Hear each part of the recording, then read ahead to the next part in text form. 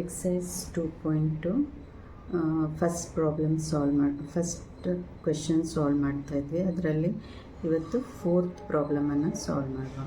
Fourth problem ಏನು ಹೇಳ್ತಾ ಇದೆ, 4u² + 8u ಅಂತ ಇದೆ ಅಲ್ವಾ. ಅಲ್ಲಿ ಎ ಬಿ ಸಿ ಇಲ್ಲ ಇಲ್ಲಿ ಅಲ್ವಾ.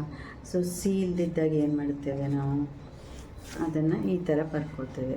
4u² + 8u + 0 ಅಂತ ಬರ್ಕೊತೇವೆ. ಏನೋ ಇಲ್ದಿದ್ದಾಗ ಅಲ್ಲಿ 0 ಅಂತ ಹಾಕ್ಕೊಳ್ತೇವೆ ಪ್ಲಸ್ ಇದ್ದಾಗ. ಸೊ ಈಗ ಇದನ್ನು ಸ್ಪ್ಲಿಟ್ ಮಾಡಬೇಕು ಅಲ್ವಾ. ಈಗ ಲಾಸ್ಟ್ ಟು ನಂಬರ್ಸನ್ನು A into B last two ನಂಬರ್ಸನ್ನು ಮಲ್ಟಿಪ್ಲೈ ಮಾಡಿ. 4 × 0, 4 0s are 0 ಅಲ್ವಾ.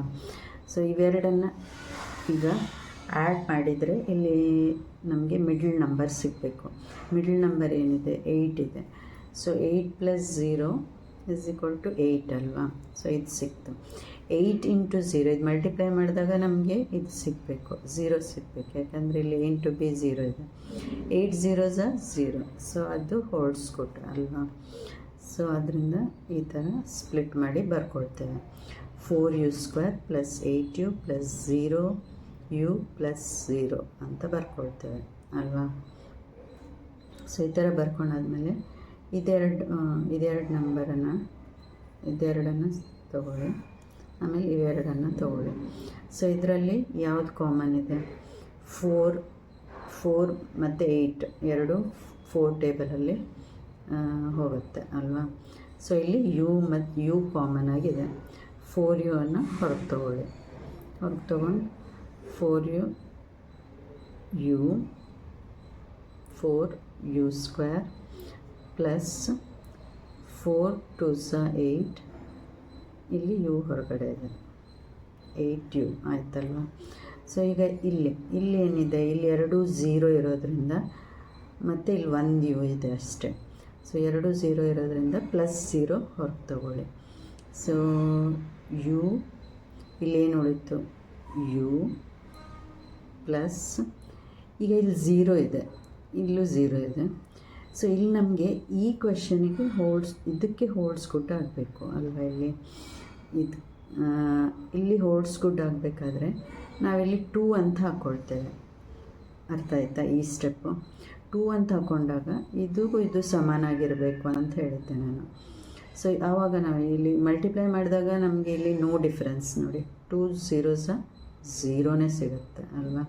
ಸೊ ಅದರಿಂದ ಇಲ್ಲಿಯೂ ಸಹ ಇಟ್ ಹೋಲ್ಡ್ಸ್ ಗುಡ್, ಇದು ಸೇಮ್ ಸಹ ಆಯಿತು ಅಲ್ವಾ. ಸೊ ಸಿಮಿಲರ್ ಆಗಲಿಕ್ಕೆ ನಾವು ಆ ಥರ ಇಲ್ಲಿ 2 ಅಂತ ಹಾಕ್ಕೊಳ್ತೇವೆ. ಅರ್ಥ ಆಯ್ತಾ. ಇಲ್ಲೇನಿದೆಯೋ ಅದನ್ನು ನೋಡ್ಕೊಂಡು ಇಲ್ಲಿ ಹಾಕ್ಕೋಬೇಕು. ಸೊ ಈಗ 4u ಇಲ್ಲಿ ಹೊರಗಡೆ ಇದೆ, 4u + 0, ಆಮೇಲೆ u + 2 ಇಲ್ಲಿ ಇವೆರಡು ಕಾಮನ್ ಇರೋದ್ರಿಂದ ಇದರಲ್ಲಿ 1 ಬರ್ಕೊಳ್ಳಿ, u + 2 ಬರ್ಕೊಂಡ್ವಿ ಅಲ್ವಾ. ಸೊ ಈಗ ನಮಗೆ ಇದು ಸಿಕ್ತು, ಫಾರ್ಮುಲಾ ಸಿಕ್ತು. ಈಗ ಇದರಲ್ಲಿ ಫೈಂಡ್ ದ ಝೀರೋಸ್ ಅಲ್ವಾ. ಸೊ ಝೀರೋಸ್ ಫೈಂಡ್ ಮಾಡೋದು ಹೇಗೆ, 4u + 0 = 0 ಅಲ್ವಾ.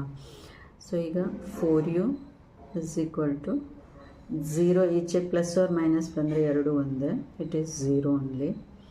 ಸೊ ಆಮೇಲೆ u = ನಾ ಹೇಳಿದ್ದೆ ಮಲ್ಟಿಪ್ಲಿಕೇಶನ್ ಇದ್ದರೆ ಡಿವಿಷನ್ ಆಗುತ್ತೆ ಅಂತ. ಸೊ 0/4 ಅಂತ ಆಗುತ್ತೆ ಅಲ್ವಾ. ಸೊ ಈಗ ಇಲ್ಲಿ ನೆಕ್ಸ್ಟ್ u + 2 ತೊಗೊಂಡಾಗ u + 2 ಅಲ್ಲಿ u + 2 = 0 ತೊಗೊಂಡಾಗ u = ಈಚೆ ಬಂದರೆ ಪ್ಲಸ್ ಇದ್ದಿದ್ದು ಏನಾಗುತ್ತೆ, -2 ಆಗುತ್ತೆ ಅಲ್ವಾ. +2 ಇದ್ದಿದ್ದು -2 ಆಗುತ್ತೆ. ಸೊ ಇಷ್ಟಾದಮೇಲೆ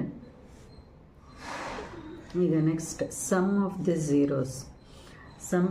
ಝೀರೋಸ್ ಅಂದಾಗ ಯು ಹ್ಯಾವ್ ಟು ಆ್ಯಡ್ ಅಂತ ಹೇಳಿದ್ದೆ ನಾನು.